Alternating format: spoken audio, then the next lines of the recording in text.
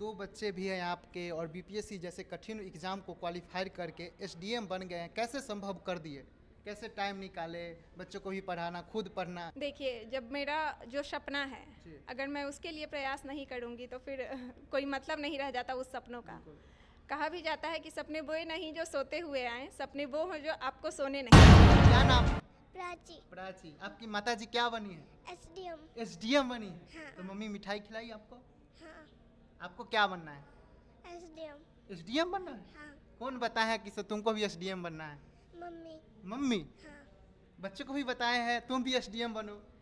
नहीं, ऐसा कुछ नहीं है। मैं फोर्स नहीं करूंगी कि वो क्या बने, ये उसकी इच्छा होगी जब वो बड़ी हो। किसी ने ये कह दिया कि पति को छोड़ दिया। आप ये देखो ना परसेंटेज क्या आ रहा है, ठीक है। कोई एक आध समाज में हमारे निगेटिव फैला रही है, उसके लिए हम पूरे समाज में लड़कियों को निगेटिव रूप से देखें, ये तो सही नहीं है। बिटिया जी बता रहे थे आप भी बीपीएससी का तैयारी कर रहे थे, आप असफल रहे हैं, बिटिया को सफलता तक पहुंचा दिए। कैसे गाइड करते थे बिटिया को आप? मैं तो उसी समय से मेरी जो परीक्षा थी 48वीं से 53वीं बीपीएससी, वो मेरे लिए नहीं थी।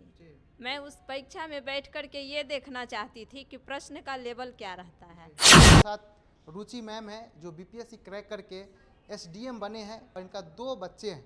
दो बच्चे होते हुए भी इन्होंने बीपीएससी क्रैक करके इतिहास रच दिए हैं। इनसे जानते हैं क्या स्ट्रगल रहा और कितनी प्रयास में इन्होंने सफलता हासिल की। सबसे पहले बहुत बहुत बधाई हो मैम। धन्यवाद। क्या नाम है? रुचि रानी। रुचि रानी। कौन सा एग्जाम क्वालिफाई किया है? ये 70वें बिहार लोक सेवा आयोग की परीक्षा थी। जी जी। क्या रैंक मिला है आपका? मेरा रैंक 260 है। पोस्ट? बिहार प्रशासनिक सेवा के लिए मेरा चयन हुआ है। एसडीएम। जी। कैसा लग रहा है? अच्छा लग रहा है। जी जी। बिल्कुल, बहुत अच्छा लगेगा। लोग आपका जो है जो स्ट्रगल किए वो जानना चाहते हैं, क्या स्ट्रगल रहा इस सफलता तक पाने के लिए? देखिए, कोई भी इसको सफलता, छोटी सफलता मैं मानती हूँ, लेकिन फिर भी इस छोटी सफलता के पीछे भी बहुत लंबी जर्नी रही। जी। 19 से 20 वर्ष के बीच मेरी शादी हुई थी और 21वें साल में मेरा बच्चा हुआ। जी। अभी 2 बच्चों की मैं माँ हूँ। जी। और 19 वर्ष में ही मैं जीविका में सीसी के तौर पे ज्वाइन की थी, जो कि पंचायत लेवल का एक स्टाफ होता है। जी। और वहाँ से मेरी जर्नी शुरू हुई और वहाँ से मैंने बहुत कुछ सीखा और वहाँ से पदाधिकारियों से मोटिवेट होते होते और एक दिन मुझे लगा कि मुझे भी सिविल सर्विसेज की तैयारी करनी चाहिए।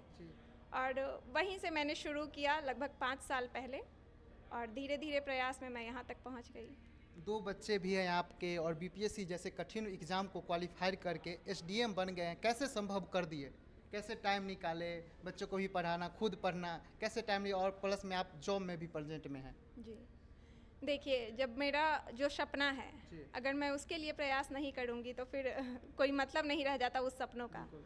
कहा भी जाता है कि सपने वो नहीं जो सोते हुए आए, सपने वो हो जो आपको सोने नहीं दे। और बहुत बार परीक्षा के दौरान ऐसा होता था, जब पीटी हो, मेंस हो, तो रात में नींद नहीं आती थी। लेकिन फिर मुझे लगता था कि चलो ये 4-5 सालों का ही सफ़र है, कुछ दिनों में तय हो जाएगा। और इसके लिए मैं दिन रात लगी रही और फाइनली वो हो चुका। न्यूज़ ज़्यादा वायरल होता है, पति जी जो है पत्नी को पढ़ाते हैं खर्चा करके, बहुत कठिन परिश्रम करके, जब पत्नी सफल हो जाती है तो पति को छोड़ देते हैं। इस पे क्या कहना चाहते हैं आप? लेकिन वैसे जो भी लड़कियां अपने जीवन साथी को किसी कारणवश छोड़ रही हैं तो ये उनकी निजी ज़िंदगी है, लेकिन हम वैसी लड़कियों को अपना आदर्श नहीं माने। हम ऐसी लड़कियों को आदर्श माने जो समाज के लिए कुछ अच्छा कर रही हैं। हमारी राष्ट्रपति हैं द्रौपदी मुर्मू जी, मैं उन्हें अपना आदर्श मानती हूँ। और मेरी माँ सबसे बड़ी प्रेरणा स्रोत है। मेरे पापा बहुत पढ़े लिखे नहीं हैं, लेकिन फिर भी वो अपने लाइफ को पापा के साथ बहुत अच्छे तरीके से जी और हम लोगों को यहाँ तक पहुँचाई हैं। तो मैं अपनी माँ से प्रेरणा लेती हूँ, ना कि ज्योति मौर्य और गुंजन जैसी लड़कियों से। अरे वाह, सबसे बड़ा मोटिवेशन आपके लिए क्या था बीपीएससी क्रैक करने के लिए? मेरी माँ का सपना। वो एक बार बीपीएससी की परीक्षा दी थी और वो सफल नहीं हो पाई, बट उन्होंने कहा था कि अगर मैं इस मुकाम तक पहुँच सकती हूँ तो तुम लोगों को अंतिम चयन तक जाना है। तो उनका ये जो लाइन था वो मेरे दिमाग में था और लगा था कभी कि चलो बच्चों को जब थोड़े बड़े हो जाएंगे तो फिर मैं फिर से पढ़ाई शुरू करूँगी और कोशिश करूँगी कि बीपीएससी में चयन हो मेरा। देखिए, थोड़ा बाबू है, उनसे भी बात करते हैं। बाबू, क्या नाम है? प्राची। प्राची। आपकी माता जी क्या बनी है? एसडीएम। एसडीएम बनी? हाँ। आपको कब पता चला? पता कब चला, कब बने हैं माता जी? रिजल्ट आया तब? रिजल्ट आया तब? तो मम्मी मिठाई खिलाई आपको? हाँ। आपको क्या बनना है? एसडीएम। एसडीएम बनना है? हाँ। कौन बताया कि तुमको भी एसडीएम बनना है? मम्मी। मम्मी। हाँ। बच्चों को भी बताए हैं तुम भी एसडीएम बनो? नहीं, ऐसा कुछ नहीं है। मैं फोर्स नहीं करूँगी कि वो क्या बने, ये उसकी इच्छा होगी जब वो बड़ी होगी। लेकिन बेसिक एजुकेशन तो पूरा होना चाहिए, चाहे वो लड़की हो या लड़का। जो उसकी शिक्षा है वो पूरी होनी चाहिए। अच्छा, कहाँ से रह के बीपीएससी का तैयारी किए? दिल्ली गए, बम्बई गए, कहाँ थे जो आप तैयारी किए एसडीएम बने हैं? देखिए, मैं तो जैसा आपको पता है वर्किंग में भी हूँ, 2 बच्चे हैं, तो कहीं जाने का मौका तो नहीं मिला। लेकिन घर पे ऑनलाइन क्लासेस के माध्यम से मैंने ये किया। पहला अटेम्प्ट? नहीं, ये मेरा तीसरा अटेम्प्ट है। तीसरा? जी।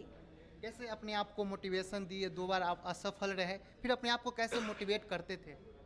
देखिए, मोटिवेशन कहीं बाहर से नहीं आना चाहिए। जब आपको जिस भी चीज़ का जुनून हो, तो अगर जुनून आपका सच्चा है तो अपने प्रति ईमानदार प्रयास कीजिए, और वो ईमानदार प्रयास आपको आपकी सफलता तक ले जाता है।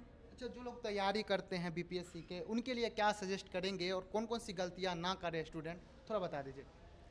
सबसे पहला तो है आपको कंसिस्टेंसी बनाए रखनी है। ऐसा नहीं हो कि आप आज बहुत पढ़ाई कर रहे हैं और कल छोड़ दें, तो कंसिस्टेंसी महत्वपूर्ण है। और दूसरा, आप पीवाईक्यू का एनालिसिस जरूर करें, चाहे वो पीटी हो, मेंस हो, या फिर इंटरव्यू के दौरान जो क्वेश्चंस पूछे जाते हैं, आप उनको ज़रूर देखें। और वहाँ से वो एक दायरा बनेगा कि आपको क्या पढ़ना है। बहुत सारे लोग ये बताएंगे कि क्या पढ़ना है, लेकिन आपको ये तय करना है कि क्या नहीं पढ़ना है। और यहाँ पे एक बहुत थीन लाइन होती है आपके सिलेक्शन और फिर फेल्योर के बीच में, तो आपको क्या नहीं पढ़ना है ये भी तय करना होगा। अब तो बीपीएससी क्रैक करके एसडीएम बन चुके हैं, क्या लग रहा है यूपीएससी का भी तैयारी करेंगे फ्यूचर में? देखिए, यूपीएससी की तैयारी के लिए अब बहुत ज़्यादा एज तो मेरे पास नहीं है, क्योंकि 30 इयर्स ऑलरेडी हो चुका है। और मेरी वजह से बच्चों की पढ़ाई भी थोड़ी बहुत प्रभावित हो रही है, तो मैं अब अपने बच्चों को चाहती हूँ कि अब उनके पीछे थोड़ा प्रयास करूँ।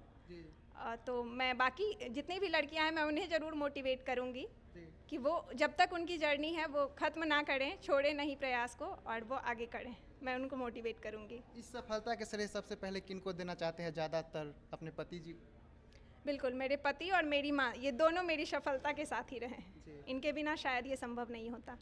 देखिए, इनके पति जी हैं, थोड़ा बात करते हैं। सबसे पहले तो आपको भी बहुत बहुत बधाई हो। धन्यवाद आपका भी। क्या नाम है सर? प्रभाकर भारद्वाज। अच्छा, आपकी वाइफ क्या बनी है? एसडीएम। उम्मीद था? बिल्कुल, क्योंकि हम लगातार कह रहे थे, जब इसका 69 में मेंस में 2 नंबर से रिजल्ट नहीं आया था, तब ये रो रही थी। ठीक है, हम कहे घबराओ नहीं, क्योंकि जीतने वाले कभी हारते नहीं और हारने वाले कभी जीतते नहीं। और हम ये देख रहे थे कि ये जीत के पथ पे चल रही है, तो हमें आगे ही बढ़ाना था। इसलिए इस बार वो क्रैक की, और बिहार प्रशासनिक सेवा में इन्हें अभी एसडीसी के तौर पे देखा जा रहा है। सर, आप क्या करते हैं? आपकी वाइफ जो है एसडीएम बने हैं। हम एक प्राइवेट कंपनी में सेल्स मैनेजर हैं, मेडिकल फील्ड में। कैसे गाइड करते थी अपनी पत्नियां को जो आज मुकाम तक हासिल कर पाएँ? देखिए, अभी रील्स का ज़माना है, लोग रील्स के पीछे दीवाने हैं। हम ऐसे रील्स को स्क्रॉल कर देते हैं जहां निगेटिव बातें होती है। हम ऐसे रील्स को रोकते हैं जहां पे पॉजिटिव वाइब आती है। ठीक है, हम प्रेमानंद महाराज को सुनते हैं। ठीक है, हम विकास दिव्य सर को सुनते हैं। ठीक है, हम खान सर को सुनते हैं, ना कि किसी ज्योति मौर्य और किन्हीं और का नाम जो जोड़ा जा रहा है आज के डेट में समाज में। इस पे क्या कहना चाहते हैं सर? इस पर कुछ भी हम नहीं कहना चाहेंगे। हम नेगेटिव फैला रहे हैं। जो पति होंगे पत्नी को पढ़ाना चाहते वो भी नहीं पढ़ाते। नहीं, ये गलत बात है। आप उनको आगे बढ़ाएं। हर किसी, कहा जाता है ना कि जब बच्चे पलने में होते हैं ना, तभी दिख जाता है कि बच्चा हमारा क्या बनेगा। ठीक है, अगर आपको लगता है कि आपकी बहन बेटियां लाइक हैं, तो आप उन्हें फेवर करें, सपोर्ट करें, और किन्हीं के बहकावे में ना आए कि किसी ने ये कह दिया कि पति को छोड़ दिया। आप ये देखो ना परसेंटेज क्या आ रहा है। ठीक है, कोई एक आध समाज में हमारे निगेटिव फैला रही है, उसके लिए हम पूरे समाज में लड़कियों को निगेटिव रूप से देखें, ये तो सही नहीं है। पॉजिटिव रूप से आपको देखना होगा कि हमारे घर में जो महिला हैं वो किस लायक है। बहुत सारे लोग बहुत अच्छी खाना बनाती हैं, आप उनको मोटिवेट करो। ठीक है, बहुत अच्छे लोग जो है सिलाई कढ़ाई में आगे हैं, उनको मोटिवेट करो। बहुत अच्छे लोग पढ़ाई में हैं, उनको मोटिवेट करो। तो अपने अपने फील्ड में सक्सेस कर सकती है महिला। और जब महिला सेल्फ डिपेंडेंट होंगी ना, तो निश्चित है कि हमारा समाज अपने आप ग्रो करते चला जाएगा, और लोगों की मानसिकता जो निगेटिव हो चुकी है वो पॉजिटिव की ओर आ जाएगी। तो हमें इस ओर काम करना है, ना कि निगेटिव की ओर देखना है। बहुत बड़ा मोटिवेशन आपके पत्नी जी हैं जो दिए। 2 बच्चा के माँ हैं, फिर भी बीपीएससी क्रैक कर दिए। बिल्कुल, इनका सपोर्ट रहा और लगातार ये लगी रही है, तो हमें लग गया कि ये बन जाएंगे। ठीक है ना, और ये बन गई, तो अब तो चमत्कार हो गया, लोग हम नमस्कार करेंगे ही। जो बहाना बनाते हैं, शादी हो जाता है फिर बोलते हैं हमसे नहीं होगा, छोड़ देते हैं, उन स्टूडेंट को क्या कहना चाहिए, उन पर्सन को क्या कहना चाहते हैं आप? देखिए, वैसे लोग जो क्योंकि आपके पास 2 बच्चा ऑलरेडी है और फिर भी बीपीएससी क्रैक कर दिए। मैंने कहा मोटिवेशन कहीं बाहर से नहीं आता। अगर मोटिवेशन आपका इनर का होगा तो आप कर लेंगे, लेकिन अगर आप दूसरों को दिखावा करने के लिए पढ़ाई करते हैं फिर आप वैसे ही बहाने बनाते रहेंगे। तो आपका मोटिवेशन अगर स्वतः है तो वो आप कर ले जाएंगे, चाहे परिस्थितियाँ कुछ भी हों। अच्छा, तैयारी करने के दौरान कहीं घूमने फिरने जाते थे या सिर्फ पढ़ाई ही करते थे? इसमें हम कहना चाहेंगे कि लगातार, क्योंकि हमारा जो फील्ड वर्क है उसमें कंपनियां हमें बहुत ऑफर करती हैं, इवन फॉरेन ट्रिप का भी। इनके वजह से हमने 2 फॉरेन ट्रिप ही अब तक कैंसिल कर चुके हैं, ठीक है, कि क्योंकि ये जाना पसंद नहीं करते और हमें घूमना पसंद है, ठीक है। तो इनके वजह से बहुत जगह हमने वो कैंसिल किया प्रोग्राम, और इनको हम फोर्स करते रहे कि चलो अभी छुट्टी है थोड़ा सा, क्योंकि आदमी कंटिन्यू पढ़ रहा है ना, तो फ्रेश माइंड भी चाहिए। फ्रेश माइंड के लिए क्या होता है, आप नेचर के पास जाओ, ठीक है, आप रिलैक्स हो जाओगे, आप मंदिर जाओ, आप रिलैक्स हो जाओगे। तो इन्होंने यही कहा कि ठीक है 2-3 साल का कष्ट है, इसके बाद चलेंगे, और अब तो जाना ही है। देखिए माता जी हैं आपके। जी माता जी, क्या नाम है? जी बोलिए। नीतू कुमारी। नीतू कुमारी, आपकी बिटिया है? जी जी। अच्छा, क्या बनी है आपकी बिटिया? एसडीएम बनी है। एसडीएम बनी है। जी। कौन सा एग्जाम क्वालिफाई किया है? बीपीएससी 17वीं। 17वीं। आपकी जी। बिटिया जी बता रहे थे आप भी बीपीएससी का तैयारी कर रहे थे, आप असफल रहे, बिटिया को सफलता तक पहुंचा दिए। कैसे गाइड करते थे बिटिया को आप? मैं तो उसी समय से मेरी जो परीक्षा थी 48वीं से 53वीं बीपीएससी, वो मेरे लिए नहीं थी। मैं उस परीक्षा में बैठ कर के ये देखना चाहती थी कि प्रश्न का लेवल क्या रहता है, क्या मेरे बच्चे इस परीक्षा को पास कर सकेंगे। क्योंकि हम बैठने से पहले सोच लिए थे कि हमारे बस की बात नहीं होगी, बहुत सी परिस्थितियां परिवार में होती हैं उसको लेके।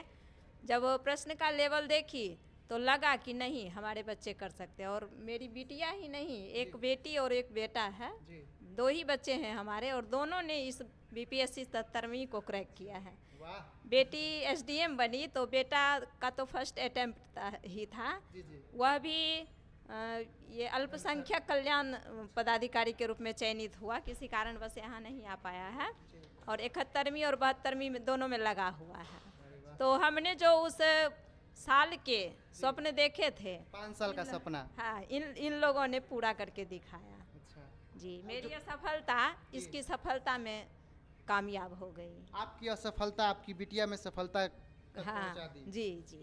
अच्छा, देखिए माता जी हैं, काफ़ी खुश हैं।